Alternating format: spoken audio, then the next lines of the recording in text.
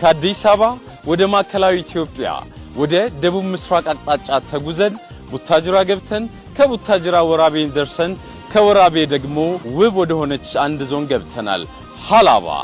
ሀላባ በማዕከላዊ ኢትዮጵያ ከሚገኙ ደማቅ ስራ ወዳድ ህዝቦች መካከል የምትገኝና በተፈጥሯዊና ሰው ሰራሽ ውበቷ በጣም የታደለች ዞን ናት። ሀላባዎች ፍቅር በመለገስ ፍቅር በመስጠት በፍቅር ማቆየት የሚችሉ ደጋግና ስራ ወዳድ ህዝቦች ናቸው። አየሩ ሞቃት፣ ምድሩ ለጥ ያለ፣ ለኑሮ ተስማሚ የሀላባዎች ያኗኗር ዘይቤ በጣም ቀለል ያለና ዘመናዊነትን የተላበሰ ነው። ወደ ሀላባ ቆሊቶ ከተማ እየገባን ነው። አብራችሁን ተከተሉ።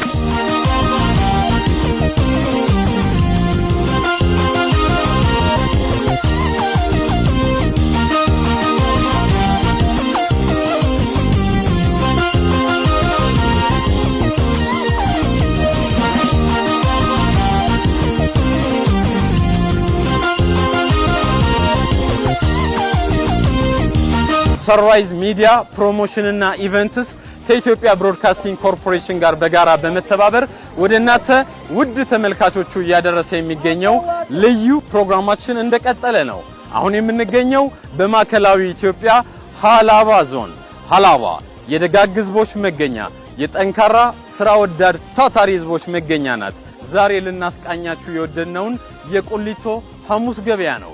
በዚህ የቆሊቶ ሐሙስ ገበያ ሀላባዎች ከአንዱ ጫፍ ወደ ሌላኛው ጫፍ በመምጣት ሀገር ሰላም መሆኑን ቄው አድባሩ በሰላም መዋሉን ይጠያየቃሉ፣ ይዘያየራሉ።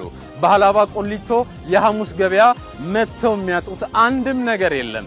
ሴቶች በአማራ የፀጉር አሰራር፣ አባቶች በአማራ አቀራረብ፣ ሁሉም ምርታቸውን ይዘው የሚገኙበት የሀላባ ቆሊቶ ሐሙስ ልዩ ገበያን ውስጡን ገባ ብለን እንመለከታለን። እስከ ፕሮግራማችን ፍጻሜ አብራችሁን ቆዩ።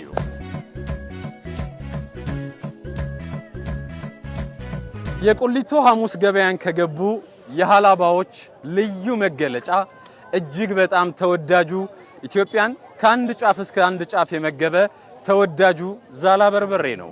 የሀላባዎች ልዩ ገጸ በረከት።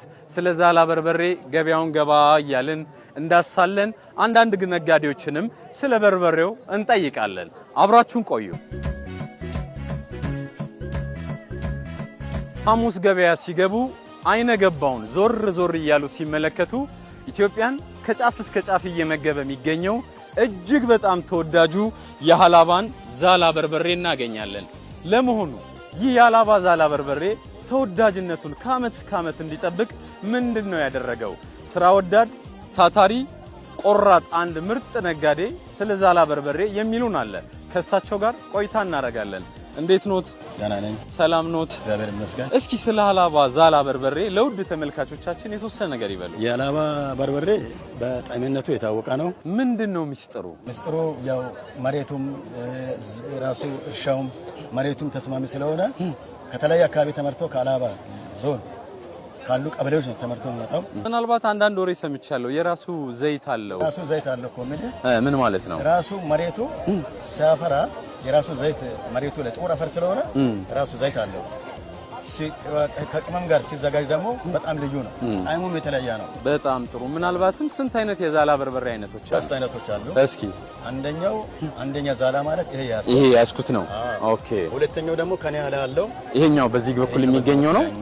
ሁለተኛ የሚባለው ነው። ኦኬ። ሶስተኛው የመጨረሻው ይሄ ነው መለስተኛው። ውድ ተመልካቾቻችን የቆሊቶ ሐሙስ ገበያን እንቃኛለን። በጣም ምርጥ ነገሮች አሉ። አብራችሁን ቆዩ። ጋሽዬ በጣም እናመሰግናለን።